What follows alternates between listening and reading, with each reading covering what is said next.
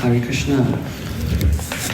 I'm a little surprised to be speaking tonight. I thought my better half, Kadirvan, was going to do the honours.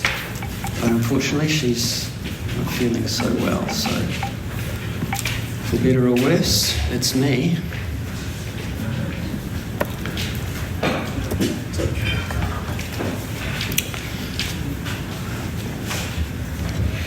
It's a great honour and privilege to be able to speak at any time on the glories of Krishna, particularly on the auspicious appearances of the Lord. Tonight we're celebrating Sri Rama Navami, the appearance of Krishna as Lord Ramachandra. And so it's time for some Ram Katha.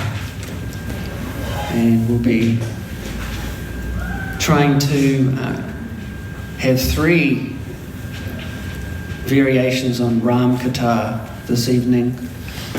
We'll have some Ram Avatar Katha, some Ram Leela Katha, and some Ram Bhakti Katha. We'll begin by chanting this verse from the Madhya Leela of the Chaitanya Charitamrita, chapter 15, text 1054.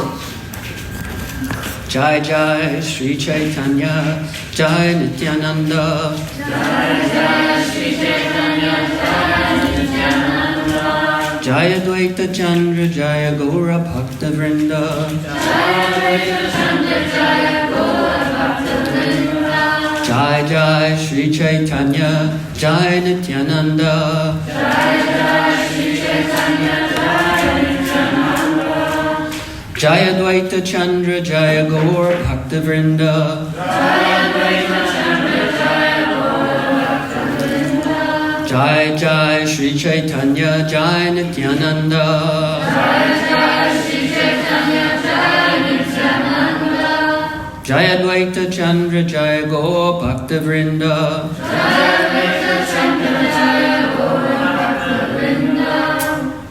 Hey Mata Sevakira Priti Chahi Prabhupai, Hey Mata Sevakira Priti Chahi Prabhupai, Prabhu Chadai Leha Para Charananayai, Prabhu Chadai Leha Para Charananayai. Hey Mata,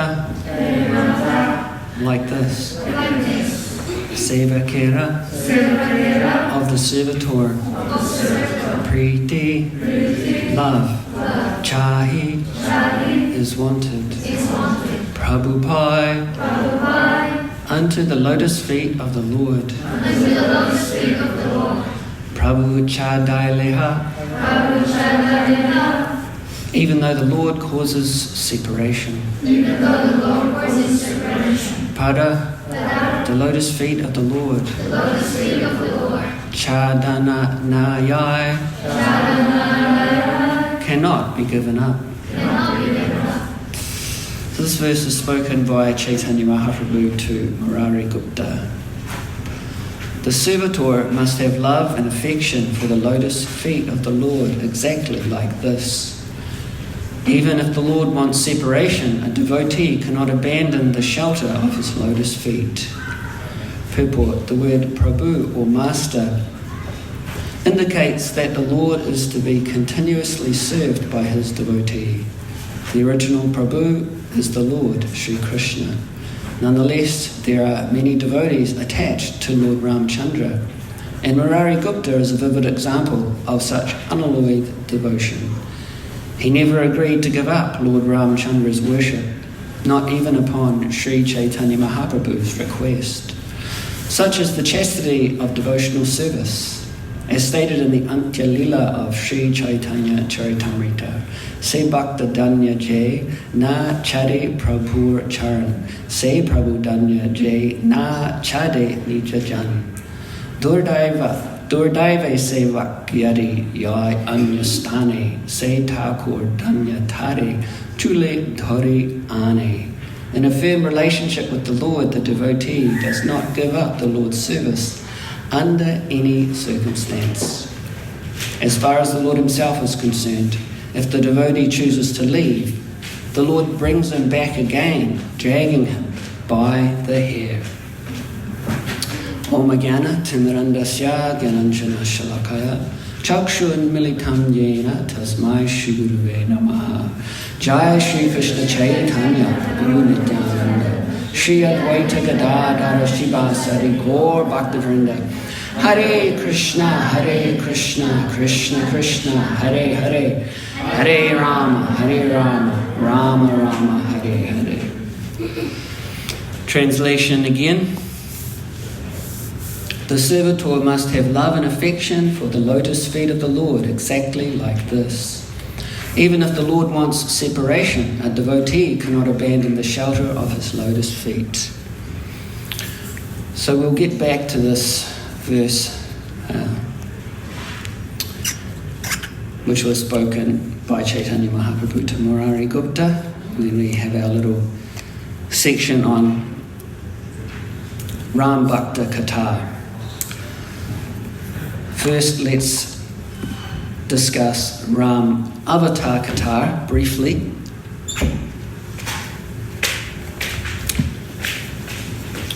Lord Chaitanya explained to Sanatana Goswami three general categories of avatar. Avatar meaning one who descends from the spiritual world to the material world and displays some extraordinary activities. He explained three categories: Swayamrupa, Tadekatmarupa, and Avesh. And these forms are described in more detail in Rupa Goswami's Laghu Bhagavatamrita. So if you want more details, you can read that wonderful version by the BBT. Laghu Bhagavatamrita, Rupa Goswami. All the details are there. It's the Avatar handbook. First of all, he explains the Swayamrupa. The Swayamrupa means that form of Krishna that does not depend on any other form.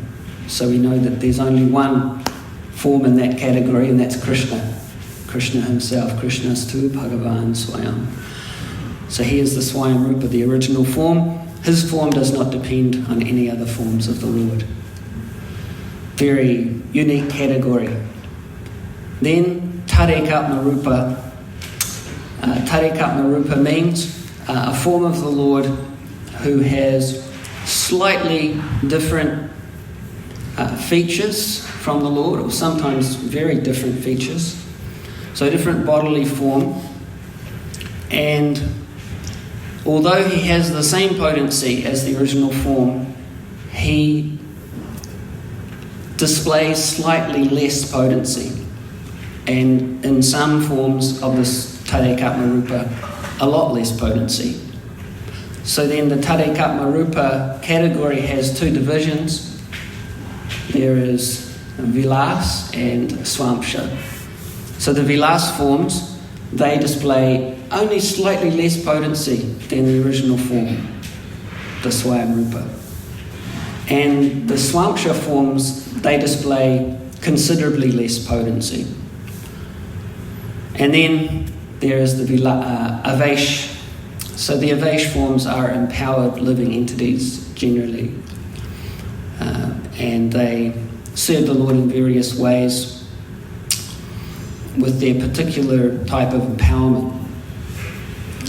So some examples there are the four Kumaras. They are empowered with Jnana Shakti, the specific potency to distribute transcendental knowledge. And there is Prithu Maharaj. He's empowered with the Palana Shakti, special potency of the Lord for ruling. And Narada Muni, he's empowered with Bhakti Shakti, the special potency of the Lord to distribute devotional service. So Lord Ram, he is in the category of Tadekatmarupa, in the Vilas division. Slightly different form to the original form. Said that his As we saw in some of these beautiful paintings coming up during the kirtan, his form is like the colour of fresh green grass. And his particular pastime, lila, because he's a lila avatar as well in that category, is the pastime as a perfect king, political leader, chief executive. That's his particular lila. It's also said that he's an incarnation of Vasudeva in the Chaturvyuha in Vaikuntha. And sometimes it's said he's an incarnation of Narayan. So he also appears with his three brothers, Lakshman, Bharata and Shatrughna. Some days of Brahma, he appears as the incarnation of Vasudeva, the Vilas avatar of Vasudeva. Some other days of Brahma, he appears as the Vilas incarnation of Narayan. So it just depends how he feels like appearing in a particular time. And another interesting fact about Lord Ram's incarnation, avatar, is that he's also part of another unique category of avatar called Para Avasta, which means most perfect or most complete form of the Lord. And this is also a very exclusive category, not quite as exclusive as Swayam Rupa, which only has one person in it, that's Krishna. But this category, Para Avasta, has three persons in it. Lord Nrsingadev, Lord Ramchandra and Krishna. And they each display consecutively more excellence in their qualities. So Lord Nrsingadev and Lord Ram, it's stated in Laghu Bhagavatamrita by Rupa Goswami that Sri Raghavendra, so that's the head of the Raghu dynasty, Lord Ramchandra, the exalted hero of the Raghus, displays all excellent qualities even more fully than Lord Nrsinga. He is the moon of enchanting nectar. So these are the three most perfect forms of the Lord in the Para Avasta category. Nrsingadev, then Lord Ram, and of course Krishna has to be in that category because he's the Swayam Rupa. He's the original form of the Lord who displays all excellences in perfect completeness. So it's said that Lord Nrsingadev's avatar is Prabhava Bhuma, which means he displays infinite power. We can see that in his fight with Hiranyakashipu and all of Hiranyakashipu's henchmen. Infinite power displayed there by Krishna as Lord Nrsingadev. And as Lord Ramchandra, he's Madhurya Bhuma. He displays infinite attraction. So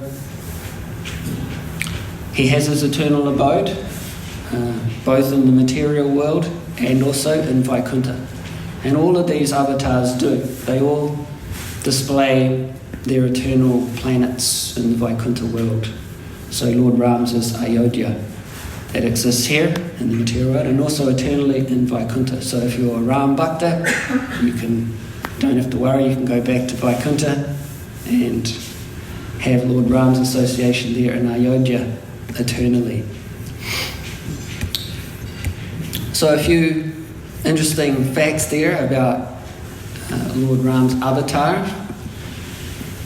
Now, about his Leela, you may notice if you've read Srimad Bhagavatam, 9th canto, there's not a huge description of his Leela there. Although Actually, in India, Lord Ram is more popular even than Krishna. He's a bit easier to relate to. His pastimes are a little more, possibly easier for people to relate to, being a great king. And his pastimes are also very dramatic and full of intrigue. And you read about those specifically in the literature called the Ramayana. So in Bhagavatam, Shukadeva Goswami, he just explains Ram Leela briefly, and he says to Parikshit, I know you've heard all these pastimes extensively, so I'm just going to make a summary, a short summary. And so there's 2 chapters there on Lord Ram, even though he's such an important avatar. Because the main focus of Srimad Bhagavatam, of course, is the Swayamrupa, is Krishna. So you have 2 chapters on Lord Ram, 90 chapters on Krishna. Shows you what the focus is for Bhagavatam. Still, Lord Ram is there. And if you want more details, of course, you can read the original Ramayana. It's huge. And of course, that is wonderful literature as well. But we'll just try to briefly, as Shukadeva Goswami does, relay what is there in the Bhagavatam. He begins by explaining how Lord Ram appears as the son of Dasarat Maharaj and Kaushalya, his queen, in the Raghu dynasty. He also has his 3 brothers, Lakshman, Bharat and Shatrughna. And then the next point he makes is how Ram is just about to be coronated king. Remember, that's his Leela. That's his specific reason for appearing, to display that pastime as the perfect king. So he's the eldest son of the king, Dasarat Maharaj, and therefore he is next in line for the throne.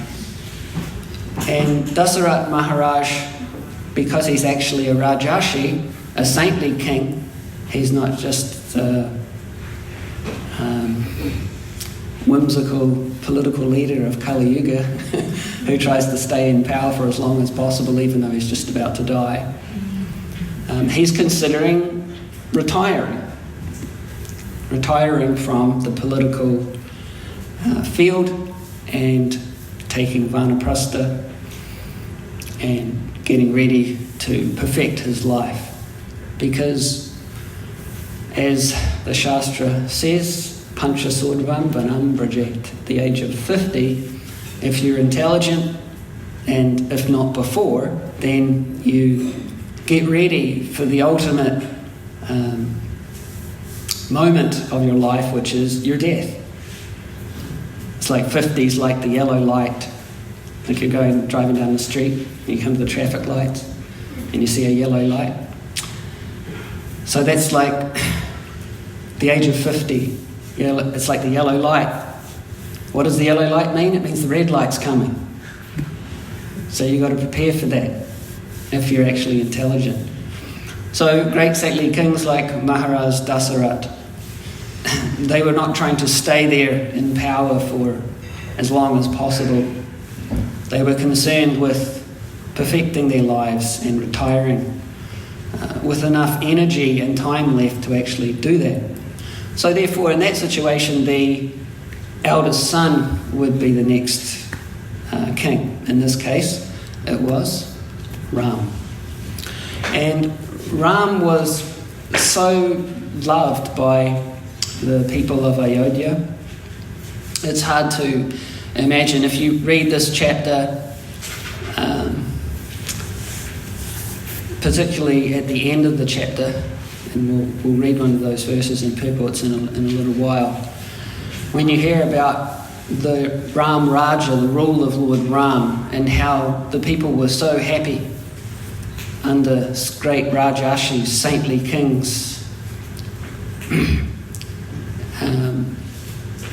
It's like there are many things in the Bhagavatam that are beyond the range of our senses. And because we're from Kali Yuga and we think we know it all, we read those kinds of things and we go, oh, I can't believe that. In other words, I haven't seen it, so it's obviously not true because I can see everything.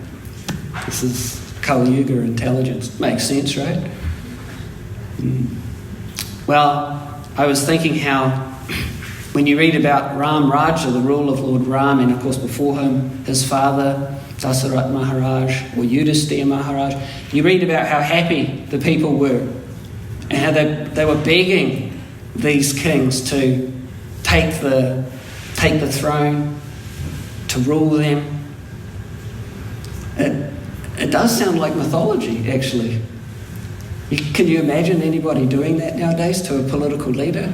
We beg you to just stay there because we're so happy with everything you're doing. We know that because of your good government, the earth is providing unlimited resources for us. We don't have any anxiety. We don't have any miseries. We're just perfectly satisfied. Practically, it's a spiritual world. Sounds a bit like mythology, doesn't it? So, anyway, that was the case before Ram was to be coronated king. The people were just so eager to get him in there. They just knew he's the man. And then, of course, disaster struck, apparently.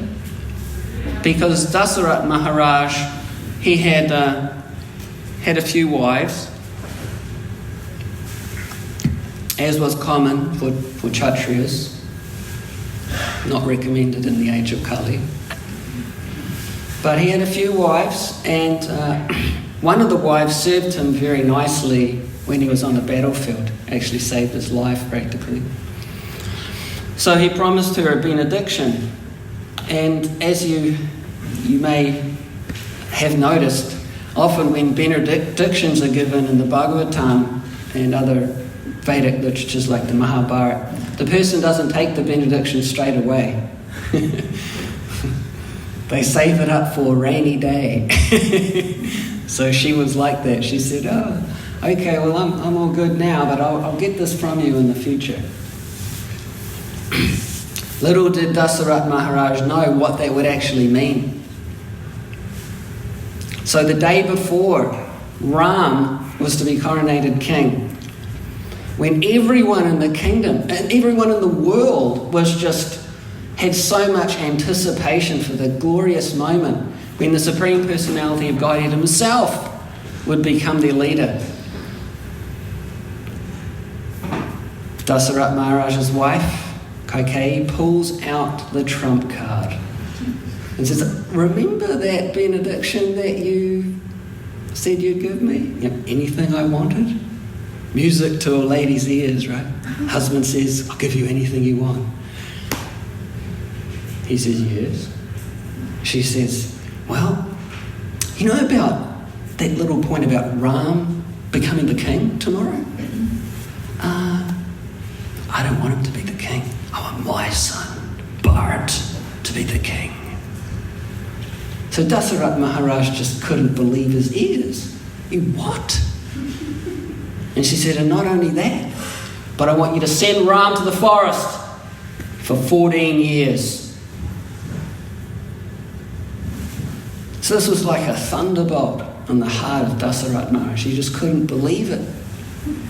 Can you imagine the internal struggle that he was going through at that time? You could say, well, why didn't he just say no? But he can't, because he's a Kshatriya. Kshatriyas are very proud people, and they're particularly proud of their word of honour. If they give their word, they will never go back on it. So Dasarat Maharaj was just completely distressed with this proposal that Ram be banished to the forest for 14 years. But he promised, and he's a man of his word. So with such pain in his heart, he requested Ram to head off to the forest for 14 years. Actually, it said that he died out of separation from Ram. It was so painful for him. So Ram's banished to the forest for 14 years. Now, how did Ram take this? He didn't even think twice about it. He just said, hey, Father has given the order, has to be done. If you think other people in the kingdom were anticipating him becoming the king, imagine how much he was anticipating becoming the king. Imagine if you were in that situation. Tomorrow I'm going to be the king of the world. Woo! Everything's going to go my way. And then, sorry, no, you're not going to become the king. And not only that, you're off to the forest for 14 years. But Ram just said, sure, not a problem. This is one of the unlimited opulences of the Supreme Personality of Godhead. It's not one that we talk about very often, because it's not an opulence that's particularly valued in the age of Kali. It's the opulence of renunciation. But this is actually, Srila Prabhupada says, Krishna's supreme opulence. That although Krishna has everything in full, he's Shadaishvarya Purna, he's perfect and complete in knowledge, wealth, strength, fame, beauty. He's not attached to any of it. That's complete. That's completeness. Imagine if he had all those things, but he was just super attached. But no, he's not attached at all. You see that in Krishna's pastimes, right? Krishna calls the gopis to Vamshivat, playing his flute. They all come, leaving everything, middle of the night. Most beautiful women in the three worlds. And then he just leaves them. He's not attached. Of course, similar thing happened when Jarasandha attacked Mathura. Remember Jarasandha? He attacked Mathura 17 times. He's a Kshatriya, he's very determined. Didn't give up easily. Anyone that gives up easily is not a Kshatriya. This is a good example set by Jarasandha. 17 times got his butt kicked by Krishna. All his soldiers killed. So then he comes back for the 18th time with even more soldiers, even more military.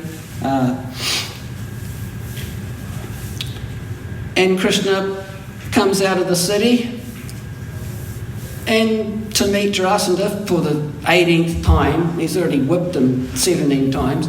And then Krishna just leaves. He just leaves the battlefield. See you later. Right? Therefore Krishna is known as Ranachur, he who left the battlefield. And there Prabhupada says many temples of Ranachurji in India. Because generally this would be considered a very abominable thing for a Kshatriya to do, to leave a fight like that. Because the Kshatriyas, by their dharma, they can't refuse a fight. Someone challenges to the fight, they can't refuse it. They can't refuse a gambling match. That's why Yudhishthira Maharaj had to take that offer of Duryodhana, the gambling match. They can't refuse a woman who wants to receive shelter from them. So the Kshatriya code is very strict. And if a Kshatriya flees the battlefield, then that's considered abominable. That's a dharma, a religion. But because Krishna did it, showing his supreme opulence of renunciation, he's glorified for it. They make whole temples to worship him for doing that. Similarly, Ram, he also has that opulence of renunciation. So he just off to the forest. 14 years, not a problem. And his brother Lakshman wanted to accompany him, and also his wife Sita.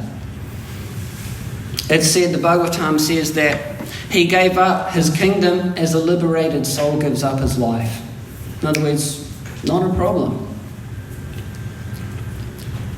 When he left, the Ramayana describes how even the tree, what to speak of the human beings in Ayodhya, but the trees and plants even, they wept at the time of Ram's departure, the time of Ram's exile.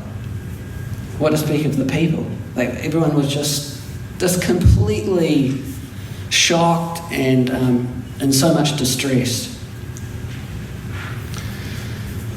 So they're off in the forest. The next point we get is how Sita is kidnapped by Ravana. So Ravana, he had never seen Sita, but he heard from his sister, Shurpanakha, about Sita's beauty, and he became extremely lusty. I've got to have her. Because Ravana and his whole clan were Rakshasas. They ate people. So Shurpanakha had her motives for telling Ravana about Sita and her beauty. She wanted Ram. So she's thinking, yeah, well, you get Sita and I get Ram. Great, what a deal. So she agitates Ravana's mind. Have you heard about the beauty of Sita? Nothing can compare. Immediately Ravana became agitated and lusty. Got to have her. So he comes up with a strategy. He sends a demon called Maricha in the disguise of this, like a golden deer. This beautiful golden deer. You saw one of the pictures up here on the screen before of them, Ram and Sita and Lakshman looking at this deer. So they have their little ashram there, and Maricha comes up in the disguise of the golden deer, and the idea is to lure Ram away from the ashram so that Ravana can come in and take Sita away. So the golden deer approaches, and Sita sees the deer. Oh, Ram, look at that beautiful deer. How beautiful, he's completely golden. Oh, Ram, I have to have him. Please capture him for me. So Ram says, well, of course. So Ram says, but before Ram chases the deer, he says to Lakshman, you stay here with Sita, and under no circumstances are you to leave Sita. Lakshman says, understood. So Ram takes off after the deer. Deer sprints off into the forest. Ram's off with his bow and catch that deer for Sita. Then some time goes by. Ram hasn't come back. So Sita starts getting worried. I wonder what's happened to Ram. Has anything happened to Ram? He's in the forest alone. There's all sorts of rakshasas and just wild animals. It's a forest. Anything could have happened to him. Lakshman, go and find him. Lakshman says, I can't go and find him. Ram told me to stay here with you. She says, you have to go and find him. What about if he's injured? What about if he's surrounded by hundreds and thousands of rakshasas and he needs your help? Lakshman says, sorry, I can't. He told me to stay here. So then Sita just pulls out the ultimate motivator for a Kshatriya. Just like Duryodhana in the Battle of Kurukshetra. He said to Bhishma Dev, you're showing favouritism to the Pandavas. You're so powerful you could kill them all yourself just immediately. But because they're your nephews, they're your favourites, you're showing favouritism. You're not doing your duty. You're a wimp.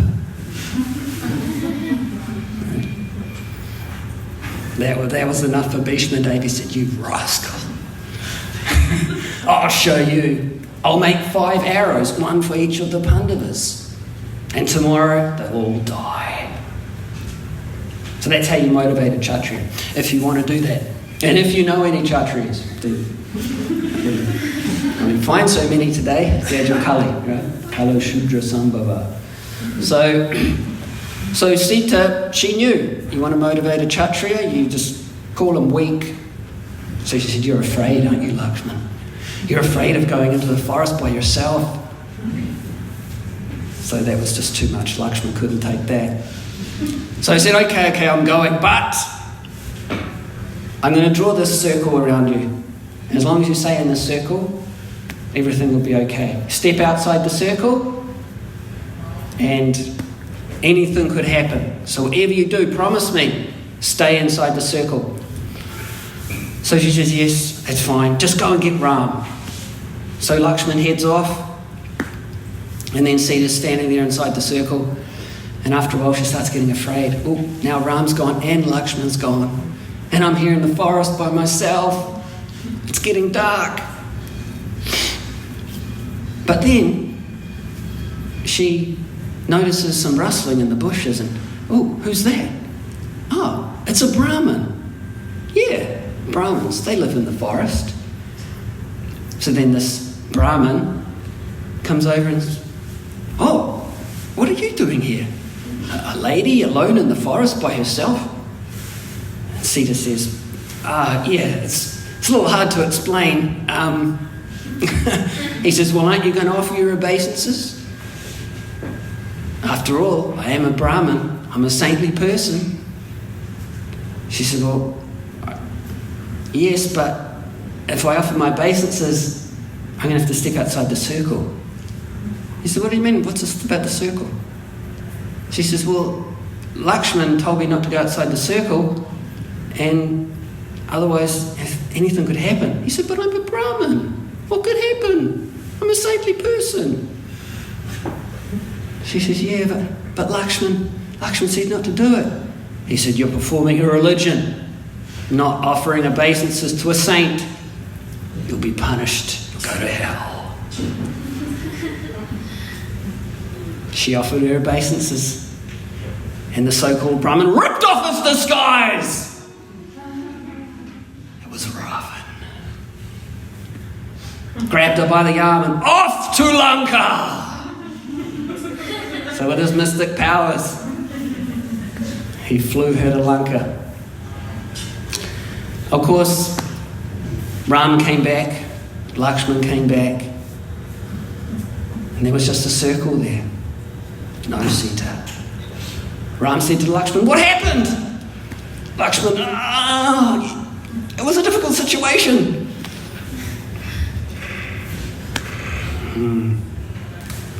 So anyway, they start searching for Sita, and they come across Jatayu. You remember Jatayu, eh, Krishnaloka? Jatayu was a bird devotee, and Jatayu actually was there when Ravana was taking Sita off to Lanka, and he tried to fight Ravan. But Ravan, he's got, unlimited opulences. He was, in his previous life, he was killed by Lord Nrsingadev. And because he was killed by the Lord, he got unlimited material opulences. So he was just a super powerful guy. He had just mystic powers. Like this little bird, what's he going to do? But he knew, I'm a devotee of Ram. I have to try and protect Sita. So Ram comes across Jatayu, and Jatayu's mortally wounded. His wing was cut, and he was just about to die. Poor thing. So with his last breath, he tells Ram that I saw Sita. I tried to protect her. Ravana's taken her to Lanka. And he leaves his body. So in this way, Ram gets a heads up about where Sita is.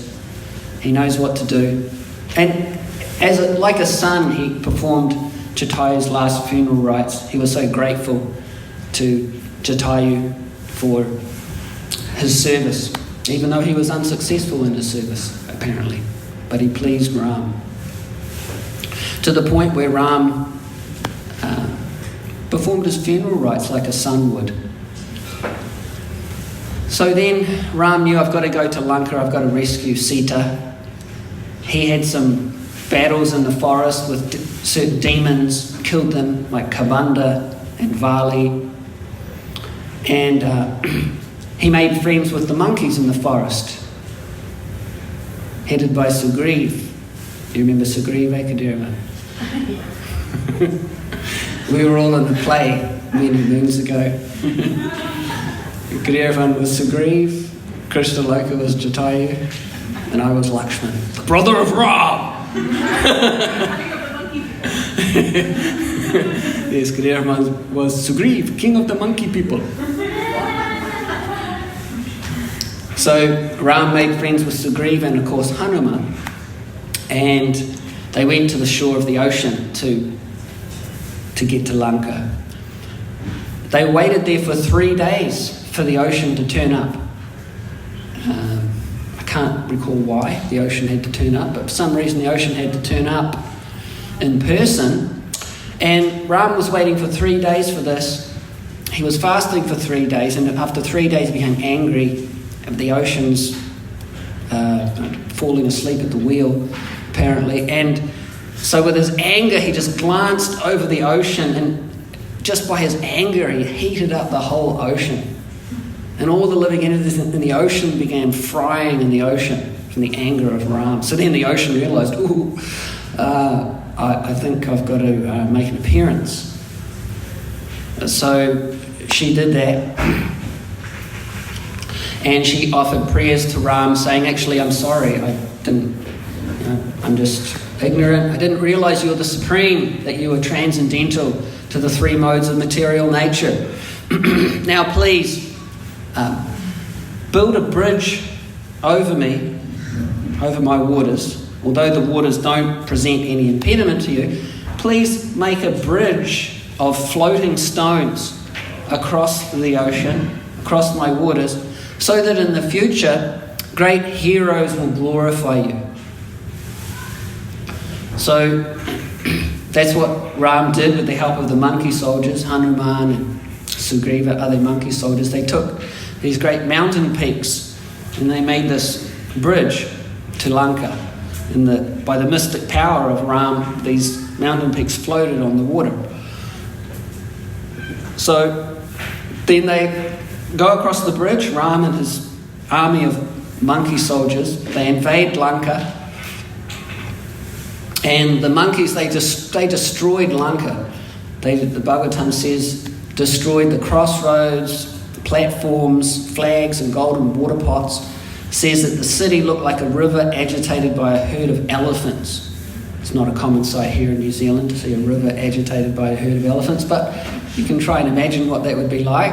It was a big disturbance. Now Ravana's soldiers, he had many soldiers, and they had what was in the day modern weapons. Whereas the monkey soldiers, they had only things like trees and stones and mountain peaks. But they wiped out all of Ravana's soldiers. And the reason that they were able to do that, according to the Bhagavatam, is because Ravana had lost all his good fortune because he was cursed by Mother Sita. So this is one of the many important lessons here in Ram Leela is don't mess with a chaste woman. Right? If you think about it, the 2 greatest wars in history started because of the mistreatment of a chaste woman. So this war took place 4 yuga cycles ago. So we're now in the 28th millennium of Vaivasvata Manu. So 28 cycles of the 4 yugas. There's 71. We're in the 28th. So this took place 4 yuga cycles ago in the 24th cycle of the 4, right, in Treta Yuga. So this is one of the greatest wars ever in the history of the universe.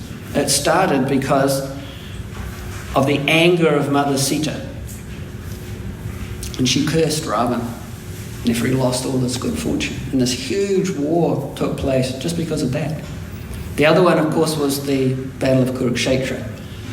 The wife of the Pandavas, Draupadi, was disrobed. They attempted to disrobe her in the assembly of great kings.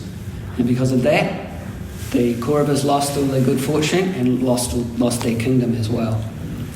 So don't mess with the chaste woman. That's the lesson. Now, eventually, Ravana and Ram, they're going to face off, right? So,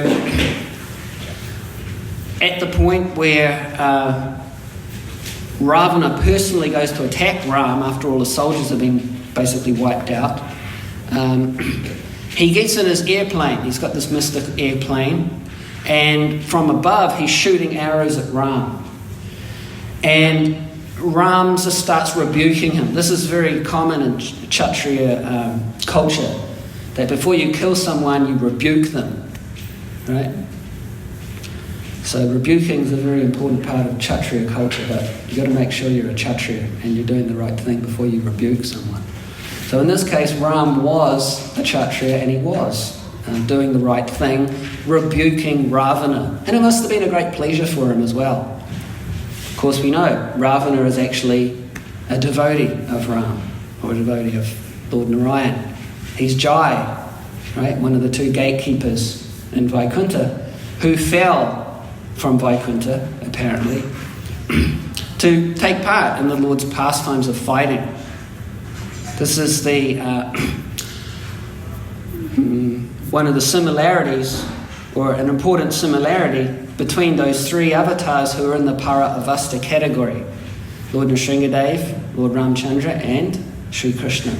They all had something to do with Jai and Vijay. So Ravana, he's Jai, and he and Vijay, they wanted to see the Lord's pastimes of fighting, because they heard in the court of Lord Narayan that Lord Narayan sometimes likes to fight in the material world. So they heard this, and they developed this desire that we'd like to see that. we'd like to see Lord Narayan fight. That'd be cool. So Lord Narayan, he knew. He knows the desire of all his devotees. So by his arrangement, they were cursed by the four Kumaras to take birth in the material world. They could take 7 births as devotees or 3 births as demons. So they took the demon role. And in Ram Leela, they were Ravana, he was Jai, and Kumbhakarn, he was Vijay. So Ram knows this, so he's having a bit of fun with his devotee Jai here, who's taking on this role of Ravana, the king of the Rakshasas. And he said to him, "You are the most abominable of the man-eaters. Indeed, you are like their stool." Wow, that's a real insult, isn't it? Imagine if someone said that to you. "You're like someone's stool. You resemble a dog. For as a dog steals edibles from the kitchen in the absence of the householder, in my absence you kidnap my wife Sita Devi." I remember back when I was a kid seeing my mother's dogs do that, to the great distress of my mother, who had just prepared some abominable meat dish or something and left it on the bench, because they were big dogs, so they could get up on the bench. And so occasionally they actually ran off with the Sunday dinner. So he's comparing Ravana to a dog who steals edibles from the kitchen in the absence of the householder. Because he says, "In my absence you kidnap my wife Sita Devi. Therefore as Yamaraj punishes sinful men, I shall also punish you. You are most abominable, sinful and shameless.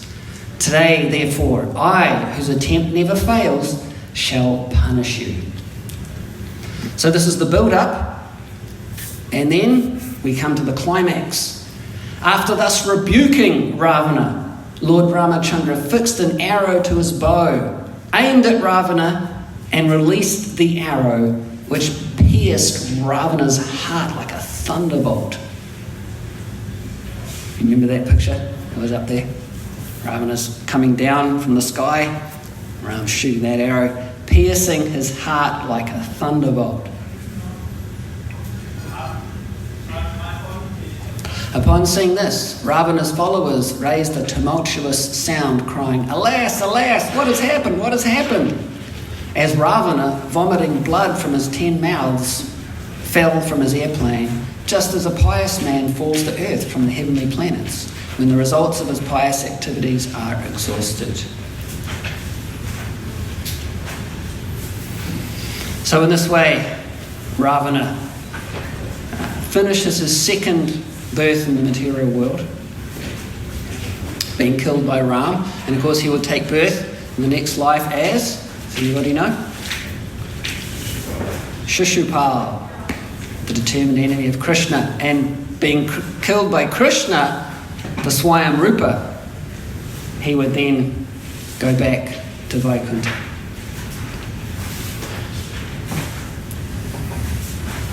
Now, of course, Ram rescues Sita, and Sita and Lakshman, they go back to Ayodhya. And Ram had heard that in his absence, his brother Bharat, who had been the king for the time that Ram was in the forest, was performing horrible austerities. You can imagine Bharat's situation there. Just, it was so difficult for him. There's so much affection between the family members. And of course these family members are the Supreme Personality of Godhead as well. So he was made the king because his mother pulled out this trump card just before his elder brother Ram was to become coronated as the king. So you can imagine how he would feel doing that duty. But it was his duty, and Kshatriyas are very duty-conscious people. So he did it, but it was such a great austerity and pain for him in the absence of his brother, Ram. So Ram heard that while he was away, Bharat was just eating barley cooked in the urine of a cow. Does that sound very appealing? That's all he ate. Barley cooked in the urine of a cow. So Ram hearing this, he's just like, oh man, does things get any worse? He was also covering his body with the bark of trees. He had matted locks, like dreadlocks, and he was just lying on a mattress of kusha straw. So in other words, he wasn't very happy about the situation. And so the merciful Lord Ram, he very much lamented this. Now when Bharat understood that Lord Ram was returning to the capital, Ayodhya, he immediately took Ram's shoes on his head, his wooden shoes on his head, and came out from his camp. He offered those wooden shoes before Lord Ram, and he stood with folded hands, his eyes full of tears. And Lord Ramachandra bathed Bharat with tears while embracing him with both arms for a long time. So it's such an emotional scene, Ram's return to Ayodhya. It's emotional for Ram, it's emotional for Bharat, it's emotional for all the people in Ayodhya. Even the trees and creepers were crying when Ram was banished to the forest. So it was even emotional for them. So accompanied by Mother Sita and Lakshman, Lord Ramachandra then offered his respectful obeisances unto the learned brahmanas and the elderly persons in the family. And all the citizens of Ayodhya offered their respectful obeisances unto the Lord. Now those elderly persons in the family included his stepmother who had him banished to the forest.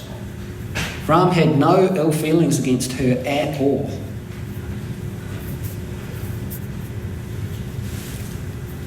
The citizens of Ayodhya, upon seeing their king return after a long absence, offered him flower garlands, waved their upper cloths, and danced in great jubilation. So then Ram was coronated the king. There was an abhishek, a bathing ceremony of Ram. And then we hear about Ram's the Ram Raj, the rule of Ram, his ideal government. And Shukadev Goswami says about that, Lord Ramachandra became king during Treta Yuga, but because of his good government, the age was like Satya Yuga. Everyone was religious and completely happy. Believe that? Everyone was religious and completely happy.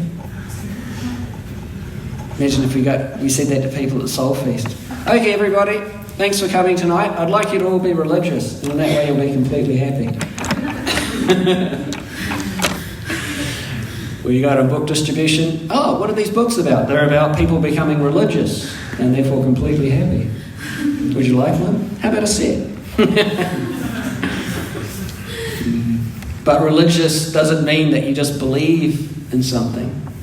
It means that you follow the laws of God. Just like in the ordinary sense, you follow the laws of the state. Relatively speaking, you've got no worries. You don't follow and then you get all sorts of trouble. Same when it comes to the laws of the universe. You follow the law, things are good. You don't follow and you get, what we've got today. So Prabhupada says in his purport, among the 4 yugas, Satya, Treta, Dwapara and Kali, the Kali Yuga is the worst. But if the process of Varashram Dharma is introduced, even in this age of Kali, the situation of Satya Yuga can be invoked. And he says the Hare Krishna movement, or Krishna consciousness movement, is meant for this purpose. Now, we've only got a few minutes left. Let's discuss some Ram Bhakta Katha. Because as we heard in today's purport, there are devotees who are deeply attached to Lord Ram, so much so that they will not give up the service of Ram under any condition. So although Ram is not the original form of the Lord, the Swayam Rupa, some devotees are attached to him and they will never give up his service. Of course, we know about Hanuman, the great monkey devotee. And Hanuman appeared in Lord Chaitanya's Leela as Murari Gupta. That's the connection between Chaitanya Leela and Ram Leela. In Chaitanya Leela, most of the devotees are Brajabasis. They worship Krishna in that mood of Raj, either as gopis or as cowherd boys.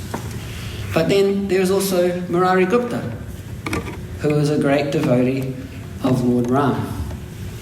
And once Chaitanya Mahaprabhu was at the house of Sarvabhauma Bhattacharya accepting prasadam, and he was glorifying the various devotees there, glorifying his devotees. And one of them was Murari Gupta. It's said that Sri Chaitanya Mahaprabhu embraced Murari Gupta and began to speak about his firm faith in devotional service. That firm faith is called Bhakti Nishta. This was heard by all the devotees. So Lord Chaitanya likes glorifying the devotees in front of the other devotees. He wants the other devotees to hear it. This is a good lesson as well. Sri Chaitanya Mahaprabhu said, previously I induced Murari Gupta again and again to be allured by Lord Krishna. I said to him, my dear Gupta, Lord Sri Krishna is Vrajendra Kumar, the supreme sweetness. So Vrajendra Kumar means the son of Nanda Maharaj. He's Parama Madhurya, the supreme sweetness. Krishna is the supreme personality of Godhead, Swayam Bhagavan. He's Sarvamshi, the origin of all incarnations. He's Sarvashraya, the source of everything. He's Vishuddha Nirmala Prem, pure transcendental love itself. And he's Sarva Rasamai, the reservoir of all pleasure. But Lord Chaitanya doesn't stop there. He says Krishna is the reservoir of all transcendental qualities. Sakala Sadguna Vrinda. He's like a mine of gems, Ratna Ratnakara. He's expert at everything. Chatura. He's intelligent, Vidagda. Soba, Tira. And the master of all transcendental humours, Rasika Shekhar. His character is very sweet, Madhurya Charita. And his pastimes are melodious, Madhurya Vilas. He's expert in intelligence, and thus he enjoys all his pastimes in mellows. Remember, this is Chaitanya Mahaprabhu's attempt to allure Murari Gupta to the lotus feet of Krishna, away from the lotus feet of Ram. I then requested Murari Gupta, worship Krishna and take shelter of him, but for his service, nothing appeals to the mind. In this way, he heard from me again and again. By my influence, his mind was a little converted. So you can imagine Chaitanya Mahaprabhu himself telling you this about Krishna. It would be pretty hard to resist. So by Mahaprabhu's association, Murari Gupta's mind was a little bit influenced. Murari Gupta then replied, I am your servant and your order carrier. I have no independent existence. So after this, Murari Gupta went home and he spent the whole night thinking. He spent the night thinking about how he would give up the association of Raghunath, Lord Ramachandra. Thus, he was overwhelmed. And he began to pray to the lotus feet of Lord Raghunath, please end my life before dawn comes, because it's not possible for me to give up the service of Lord Raghunath. So he cried all night. There was no rest for his mind. He couldn't sleep the entire night. In the morning, Murari Gupta came to see me. This is Mahaprabhu speaking. Catching hold of my feet and crying, he submitted an appeal. He said, I've sold my head unto the lotus feet of Raghunath. I cannot withdraw my head, for that would give me too much pain. It is not possible for me to give up the service of Raghunath's lotus feet. At the same time, if I do not do so, I shall break your order. What can I do? In this way, Murari Gupta appealed to me, saying, you are all merciful, so kindly grant me this mercy. Let me die before you, so that all my doubts will be finished. Hearing this, Mahaprabhu, I became very happy. I then raised Murari Gupta and embraced him. I said to him, all glories to you, Murari Gupta. Your method of worship is very firmly fixed, so much so that even upon my request, your mind did not turn. And then we get to today's verse. The servitor must have love and affection for the lotus feet of the Lord, exactly like this. Even if the Lord wants separation, a devotee cannot abandon the shelter of his lotus feet. Just to test your firm faith in your Lord, I requested you again and again to change your worship from Lord Ramachandra to Krishna. In this way, I congratulated Murari Gupta, saying, indeed, you are the incarnation of Hanuman. Consequently, you are the eternal servant of Lord Ramachandra. Why should you give up the worship of Lord Ramachandra and his lotus feet? And he wrote Ram Das on the forehead of Murari Gupta. And Mahaprabhu continued, I accept this Murari Gupta as my life and soul. When I hear of his humility, it perturbs my very life. Jai Shri Ram. Jai Shri Ram. Hare Krishna. Thank you very much.